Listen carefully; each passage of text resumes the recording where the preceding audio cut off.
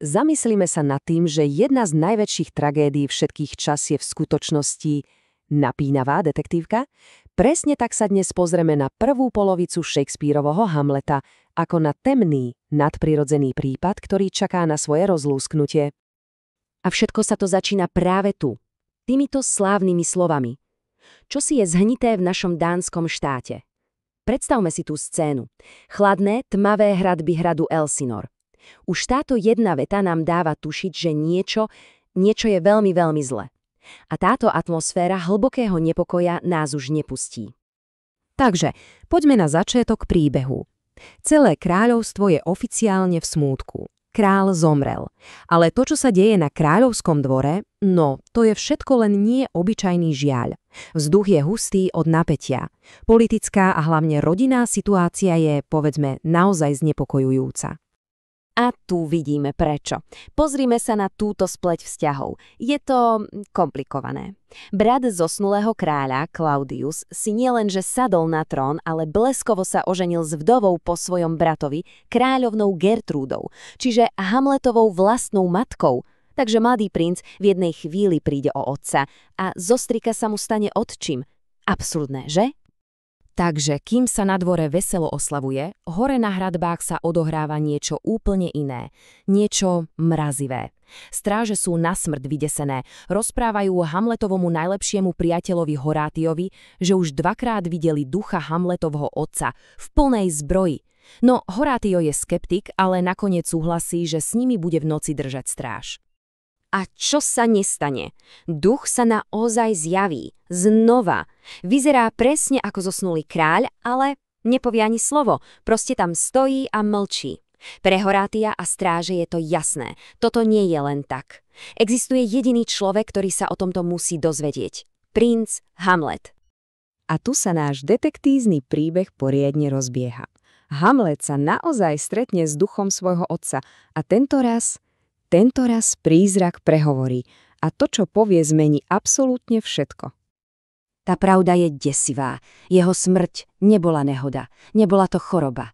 Bola to vražda, hnusná, bezohľadná vražda. Takže ako sa to stalo? No, celé Dánsko si myslí jedno. Oficiálna verzia je, že kráľa v záhrade uštipol had. Pekný príbeh však, ale pravda tá je úplne inde. Duch odhalí, že žiadny had neexistoval. Vrahom bol jeho vlastný brat Claudius, ktorý mu do ucha nalial jed. A motil, koruna a kráľovná. Ako duch hovorí, ten had, o ktorom všetci hovoria, teraz nosí jeho korunu. Hamlet tak dostáva priam nemožnú úlohu. Pomsti ma. Ale je tu jeden háčik, jedna dôležitá podmienka. Pomstiť sa má Claudiovi, no svojej matke, Gertrúde, nesmie ublížiť. Jej osud, ten má nechať na Boha. Predstavme si tú ťarchu. S týmto hrozným tajomstvom je Hamlet zrazu úplne, ale úplne sám. Uväznený na dvore, kde sa všetci tvária, že sa nič nedeje, kde sa oslavuje nový kráľ, vrah jeho otca. Je to nočná mora, z ktorej niet úniku. V Elsinore tak vedľa seba existujú dva úplne odlišné svety. Na jednej strane je Claudiov dvor plný osláv, verejného života, rýchleho zabudnutia. A na druhej strane je Hamletova realita. Realita plná smútku, izolácie a pocitu, že je uväznený v spomienkach a povinnostiach, ktorým nikto iný nerozumie. A Claudius sa to snaží uhrať na obe strany. Počúvajme tie slová. Smiech v jednom oku, v druhom oku plač. Veselý pohreb, smutné veselie. Snaží sa vytvoriť ilúziu, že je všetko v poriadku, že smútok a radosť môžu existovať naraz, ale v skutočnosti sú to len prázdne, falošné slová, ktoré len počierkujú tú pretvárku. Hamlet to ale vidí jasne. Pre neho to nie je žiadna hra.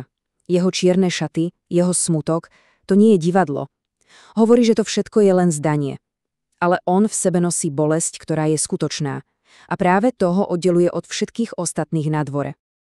Takže čo teraz? Ako má princ vyšetriť kráľa? Nemôže len tak prísť a obviniť ho z vraždy. Potrebuje dôkazy. A tu prichádza Hamlet s geniálnym, aj keď extrémne riskantným plánom.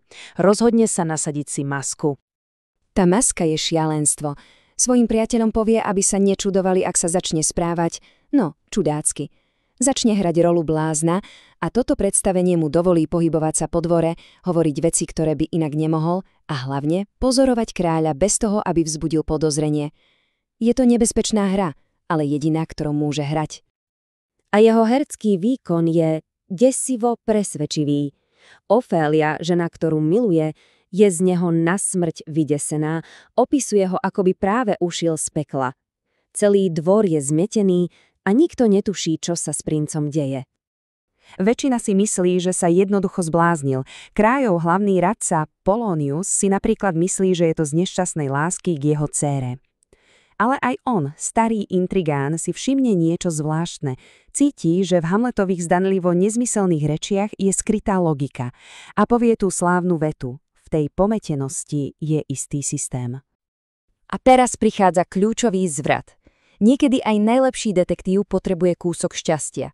A Hamletovi sa práve naskytne dokonalá príležitosť.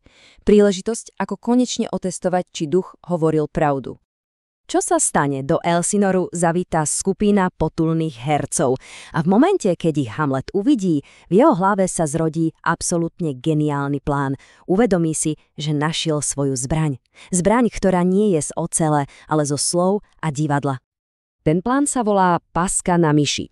Je to názov pre hru, ktorú nechá zahrať priamo pred kráľom a kráľovnou. Pointa? Tá hra bude presnou rekonštrukciou vraždy jeho otca. Každý detail bude sedieť s tým, čo mu povedal duch. Hamlet dokonca sám napíše pár veršov, aby bola scéna čo najviac cielená. Dohodne sa s hercami, aby hru zahrali pre celý dvor.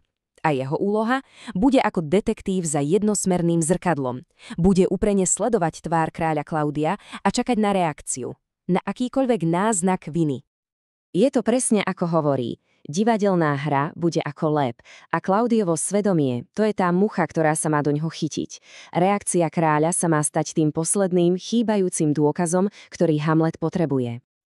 Takže scéna je pripravená, paska je nastražená, herci čakajú v zákulisí, dvor sa usádza na svoje miesta a vrah sedí v prvom rade, netušiac, že sa o chvíľu bude pozerať na svoj vlastný zločin. Všetko visí na jedinej otázke, ktorá zostáva vo vzduchu. Odhalí táto hra vraha?